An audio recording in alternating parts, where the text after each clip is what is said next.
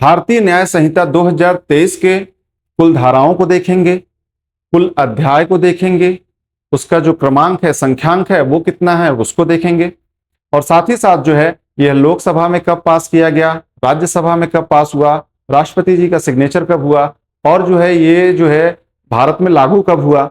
ये सभी बातों को इस वीडियो के माध्यम से इस क्लास में हम देखेंगे। साथ ही साथ जो है हम अध्याय को भी देखेंगे और किस अध्याय के अंतर्गत कितनी धाराएं हैं उसको भी समझेंगे।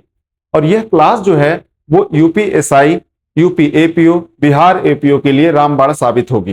तो कुल मिला के चलिए आइए देखते हैं, समझते हैं। भारतीय न्याय संहिता 2023, भारतीय न्याय संहिता 2023 जो है वो आईपीसी 1860 को रिप्लेस करके लाई गई है। ठीक है, भारतीय न्याय संहिता 2023 में कुल धाराओं की संख्या अगर पूछे तो आपको क्या टिक करना है, 358, जबकि आईपीसी में जो है धाराओं की संख्या जो थी कितनी, वो 511 थी।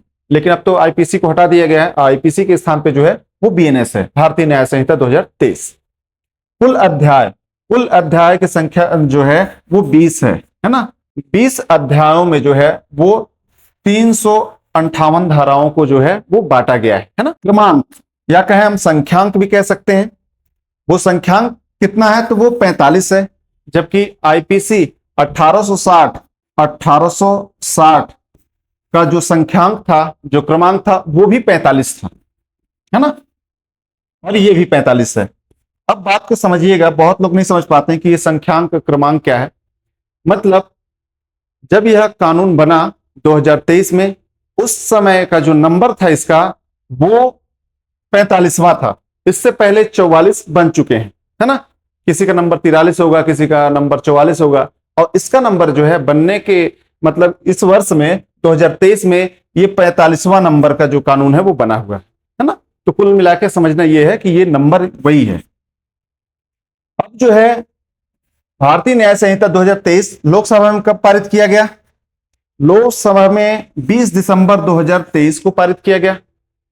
अब राज्यसभा में कब पारित किया गया, तो राज्यसभा में 21 दिसंबर को, एक ही दिन में, मतलब दूसरे दिन वहां पास हो गया। अब राष्ट्रपति जी का जो स्वीकृति है, हस्ताक्षर है, वो कब मिला, वो 25 दिसंबर 2023 को। और जो है ये लागू कब हो किया गया, लागू की तिथि है 1 जुलाई 2024 को ये लागू हो गया। बस आपको इतना समझना है ये कि जो भारतीय न्याय संहिता 2023 है वो जो है लागू जो हुआ है वो 1 जुलाई 2024 को हुआ। पूरा जो तैयारी है वो तो सब 23 में ही हो गई है ना, 25 दिसंबर 2023 तक कंप्लीट कर लिया गया। लेकिन विरोध हो रहा था इसमें, बहुत से ऐसे जो प्रावधान थे जो जिसको लेके जनता में आक्रोश था, उसको समझाने में इतना सब टाइम लग गया। फिर भी जो है आप लोग देखे होंगे कि हिट एंड रन का जो मामला था, जो पूरे देश में ट्रक ड्राइवर और फिर जो गाड़ियां चलाते हैं वो सभी ड्राइवर जो है वो आंदोलन कर रहे थे। उसके कारण जो है आप देखेंगे कि जो बीएनएस की धारा है, बीएनएस की धारा जो है 106 का 2, वो जो है वो अभी तक लागू नहीं हुआ। इसको छोड़ के जो पूरी धाराएं हैं, मतलब 358 तक, वो सभी लागू हैं। लेकिन 106 आप जब पढ़ेंगे बीएनएस की धारा, वहां पास 106 का 1 तो लागू है, लेकिन 106 का 2 जो है वो लागू नहीं है ना। चलिए आगे देखते हैं। अब अध्याय 1 को किस नाम से जानते हैं, प्रारंभिक। और धारा 1 से लेके 3 का जो प्रावधान है वो किस अध्याय में शामिल किया गया है, अध्याय 1 में, है ना।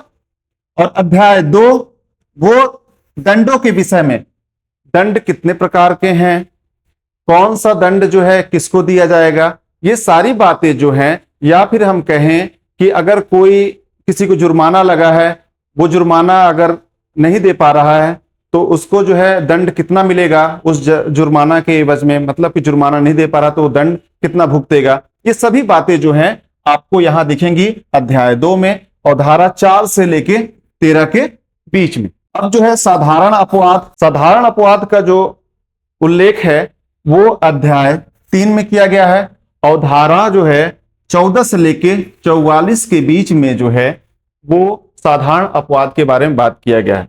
मतलब ऐसा है कि अगर कोई व्यक्ति किसी को गोली मार दे तो वो अपराधी हो जाएगा, और यह एक अपराध है। लेकिन वहीं अगर एक जो 7 साल से नीचे का बच्चा है या 7 साल से छोटा है, अगर वो किसी को मारता है तो उसमें वो आरोपी नहीं बनता। आप देखेंगे कि अगर कोई विकृत व्यक्ति है, अनसाउंड माइंड व्यक्ति है, अगर वो किसी के ऊपर हमला करता है तो उसको जो है अपराधियों की तरह वैसा ट्रीट नहीं किया जाता जैसे एक सामान्य अपराधी के खिलाफ कार्रवाई होती है। तो ये सब जो है एक अपवाद है ना। तो ये सभी अपवाद जो है वो कहां शामिल किए गए हैं, वो अध्याय 3 में, और 14 से लेके 44 धारा के बीच में ये बातें हैं। अध्याय 4 दुष्प्रेरण, आपराधिक षड्यंत्र और प्रयास के विषय में है ना। अगर कोई व्यक्ति है जो किसी व्यक्ति को उत्प्रेरित कर रहा है, किसी जुर्म को बढ़ावा दे रहा है, वो सब जो है वो आरोपी होंगे। और ये सभी प्रावधान जो है वो 45 से लेके 62 के बीच में किया गया है। और अध्याय जो है अध्याय 4, मतलब ये सभी प्रकार के जो अपराध हैं, जो दुष्प्रेरण कर रहा है और कौन दुष्प्रेरक है, ये सभी बातें जो है अध्याय 4 में की गई हैं। और जो है धारा 45 से लेके 62 के बीच में जो है ये सभी बातों को बताया गया है, समझाया गया है।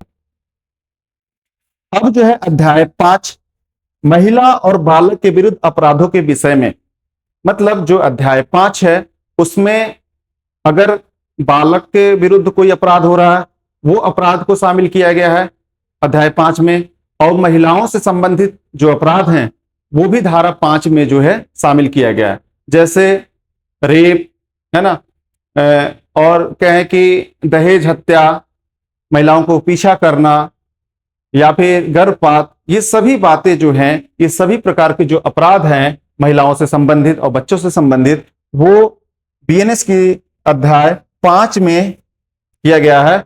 और धारा 63 से लेके 99 के बीच में बताया गया है।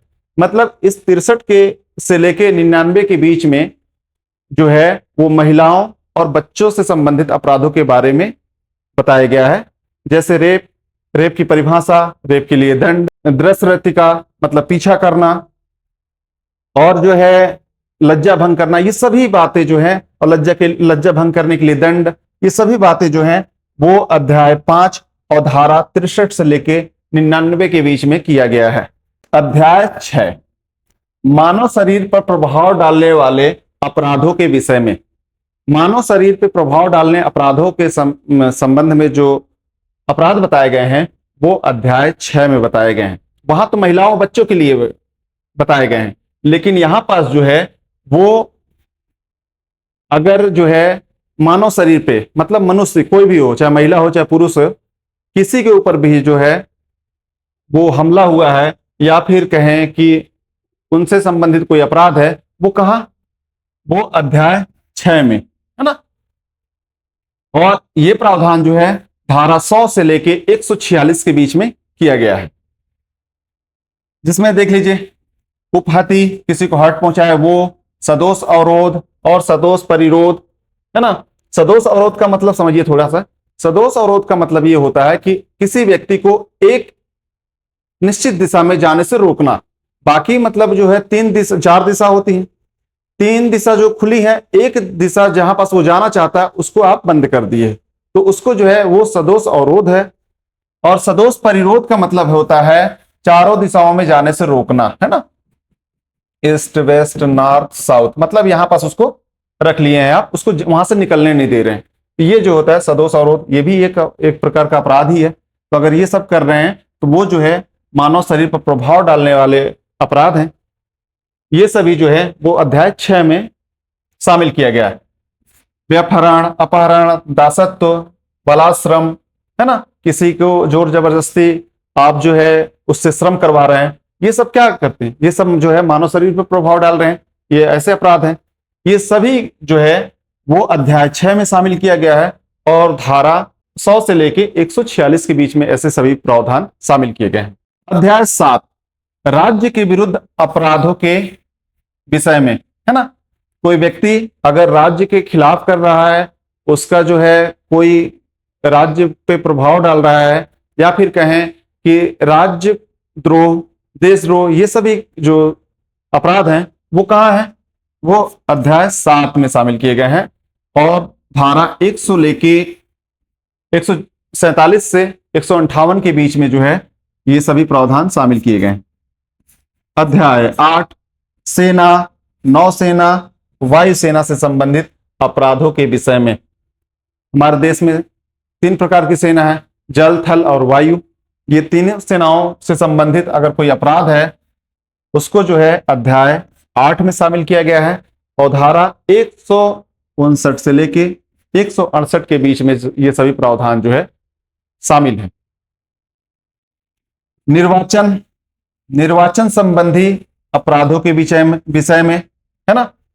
तो निर्वाचन संबंधी जो अपराध हैं वो कहां शामिल किए गए हैं, अध्याय 9 में और धारा 169 से लेके 177 के बीच में जो है वो प्रावधान शामिल है इसमें।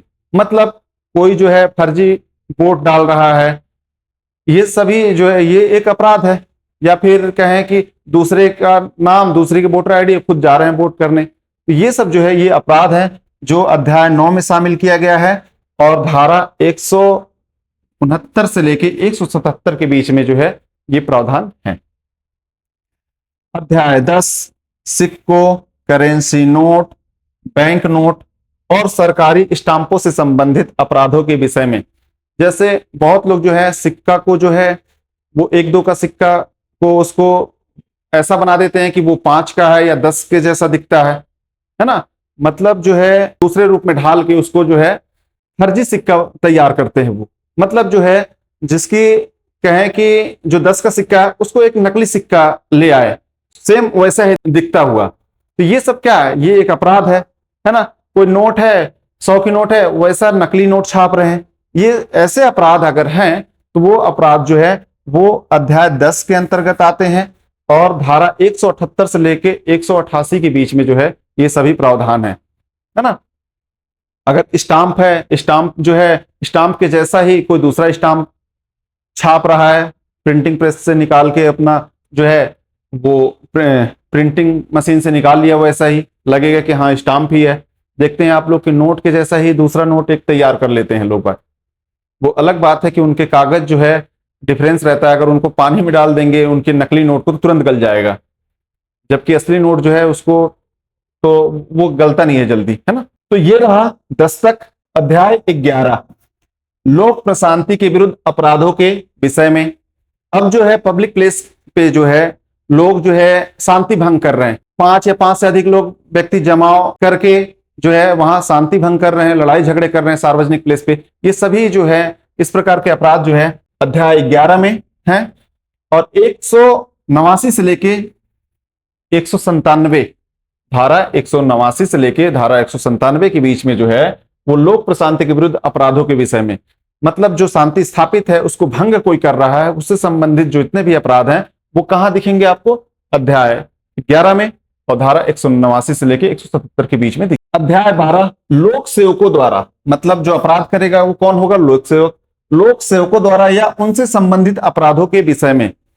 अब जो है बहुत से लोक सेवक ऐसे हैं जो मान लीजिए कि कोई दस्तावेज दिया सही, वो दस्तावेज जो है उस व्यक्ति के काम में न लगा के उसको हटा दिया गया और ये कह दिया गया कि उस व्यक्ति ने वो कागज को तो जमा ही नहीं किया है, या फिर जो है फर्जी कागज लगा दिए उस सही जगह के स्थान पे। ऐसे जो घोटाले कर रहे हैं या फिर ऐसे अपराध कोई कर रहा है लोक सेवक, या कहें कि जो काम लोक सेवक को करना चाहिए, किसी व्यक्ति के लिए करना चाहिए, वो नहीं कर रहा या फिर उसका लोप कर रहा है ना। तो वो सब जो है वैसे अपराध जो है अध्याय 12 में आएंगे और जो है धारा 198 से लेकर 205 के बीच में जो है वो ऐसे प्रावधान हैं। अध्याय 13 लोक सेवकों के विधि पूर्ण प्राधिकार के अवमान में, है ना। तो ये जो है अध्याय 13 धारा 206 से लेकर 226 के बीच में जो है ये आ जाएगा। अध्याय 14 मिथ्या साक्ष्य, अगर कोई व्यक्ति है वो झूठी गवाही दे रहा है या फिर गवाही देने के लिए झूठा जो है कोई गणना कर रहा है या फिर कहें कि वैसा माहौल बना रहा है, ये सभी जो है वो अपराध है, जिसका उल्लेख जो है अध्याय 14 और जो है धारा 227 से लेके 269 के बीच में जो है ये सभी इस प्रकार के जो अपराध है उसके प्रावधान है ना, मिथ्या साक्ष्य और लोक न्याय के विरुद्ध अपराधों के विषय में। अध्याय 15 लोक स्वास्थ्य, क्षेम, सुविधा, शिष्टता और सदाचार पर प्रभाव डालने वाले अपराधों के विषय में, मतलब लोक स्वास्थ्य पे अगर जो कोई लोग ऐसा अपराध जो लोक स्वास्थ्य पे जो है वो प्रभाव डाल रहा है ना, क्षेम, शिष्टता, सदाचार पर प्रभाव डालने वाले अपराधों के विषय में, मतलब इन सभी पे जो है वो प्रभाव डालेगा। जैसे आदेश दिया गया कि आप जो है क्वारंटीन रहेंगे और वो बंदा जो है बाहर घूम रहा है, वैसे क्योंकि जो है इसमें शामिल किया गया है वो भी आ जाएगा। अगर आप जो है पब्लिक प्लेस पे जो है वो अश्लील गाने चला रहे हैं, डीजे बहुत जोर जोर से बजा रहे हैं, ये सभी जो है वो एक प्रकार का कहें कि अपराध है, उसको जो है बीएनएस में शामिल किया गया है। और ऐसे जो प्रभाव हैं या फिर कहें इस प्रकार के जो अपराध हैं जो लोक स्वास्थ्य पे, जो क्षेम पे, सुविधा पे, शिष्टता पे और सदाचार पे जो प्रभाव डालेंगे, जो अपराध, वो अपराध जो है अध्याय 15 में है और धारा 270 से लेके 297 के बीच में ऐसे अपराध शामिल किए गए हैं। अध्याय 16 धर्म से संबंधित अपराधों के विषय में, है ना। इससे अनुमान लगा सकते हैं कि धर्म से संबंधित जितने भी अपराध हैं या धर्म के विरुद्ध जो काम करेगा, किस धारा से लेके किस धारा तक प्रावधान है, तो 298 से लेके 302 तक, है ना। आप जो है ये 302 जो है वो बहुत जो है फेमस धारा है ना, आईपीसी की है, लेकिन है ना आईपीसी 1860 की है ना, इंडियन पिनल कोड 1860 है।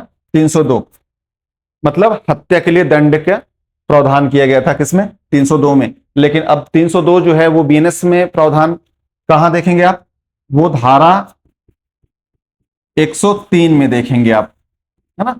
103 में आप बीएनएस की धारा 103 को पढ़ेंगे तो वहां पास आपको दिख जाएगा कि हत्या के लिए दंड का प्रावधान किया गया है। अब अध्याय 17 संपत्ति के विरुद्ध अपराधों के विषय में, है ना।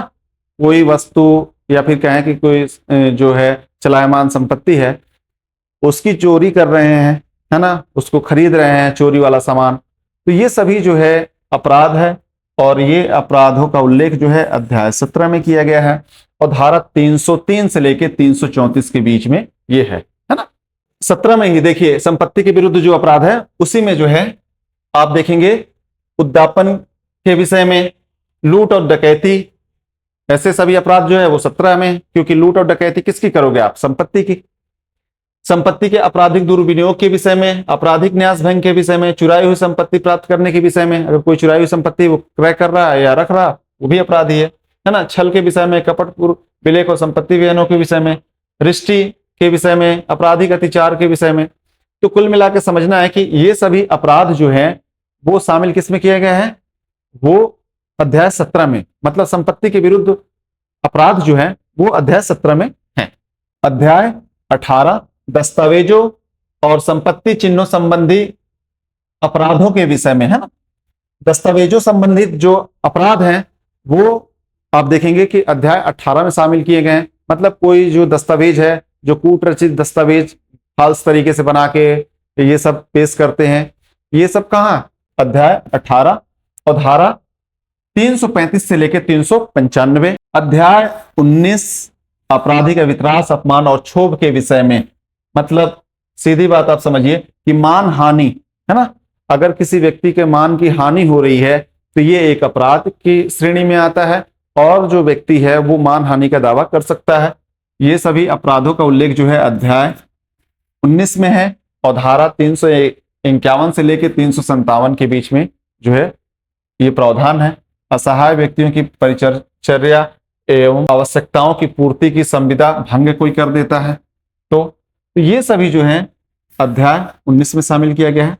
अध्याय 20 निरसन और व्यावृत्ति के विषय में जो चीजें छूट जाती है, अगर कोई चीजें हम बना रहे हैं, जैसे ये बीएनएस बनाया है, अगर कोई चीजें छूट गई हैं वो कहाँ शामिल कर लिया जाता है, वो व्यावृत्ति में, सेविंग्स में रख लिया जाता है ना।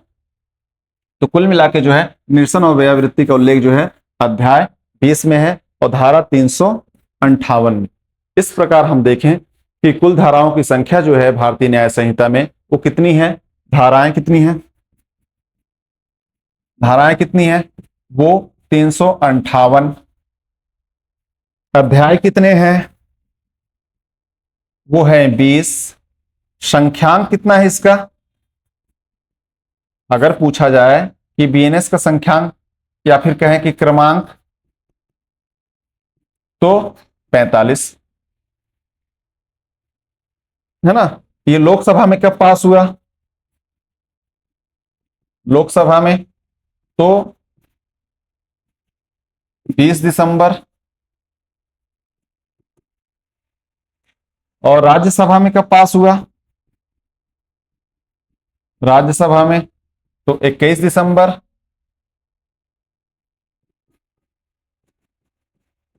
दिसंबर, और राष्ट्रपति जी का हस्ताक्षर कब हुआ,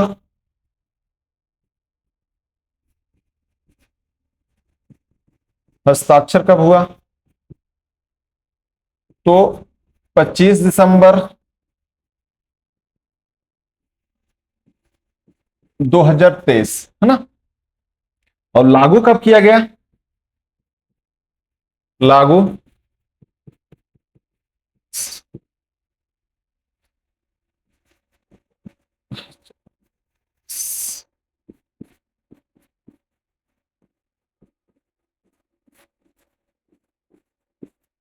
1 जुलाई 2024। मतलब आपको ये तो याद ही होना चाहिए, है ना। यहां से आपको एक प्रश्न बन जाएगा, एक प्रश्न मिल सकता है ना। यूपीएसआई में, यूपी एपीओ में, बिहार एपीओ में, ये सभी में से जो है आपको यहां से प्रश्न कहीं ना कहीं आपको देखने को मिलेगा, क्योंकि बीएनएस जो है अभी हाल ही में बनी है, तो ये बेसिक चीजें तो पूछ सकता है ना। तो आप ध्यान रखें। इस वीडियो में सिर्फ इतना ही। धन्यवाद।